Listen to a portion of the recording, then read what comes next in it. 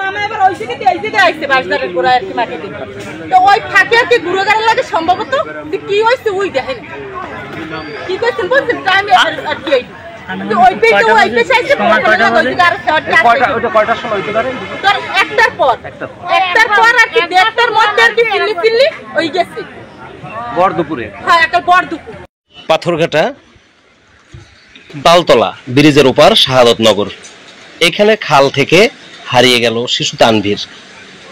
কখন কিভাবে খালে পড়লো কেউ জানে না, তবে পরিবার বলছে দুপুর 1টার দিকে সে নিখোঁজ হয় বাড়ির পিছনের এই খালে।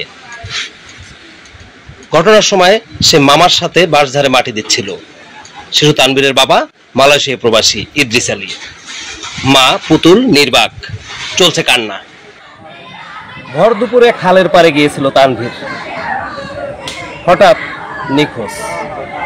মামা বাঁশঝাড়ে মাটি দিতেছিলেন, শিশু মন আরো 2-3টি বন্ধু বান্ধবের সাথে মামার সঙ্গে মাটি দিতে গিয়েছিলেন বাঁশঝাড়ে। নিখোঁজ তানভীর। বাড়িতে কান্নার রোল উঠেছে বাবা মালয়েশিয়া প্রবাসী ইদ্রিস। জানেন না তিনি এখনো তার সন্তান নিখোঁজ।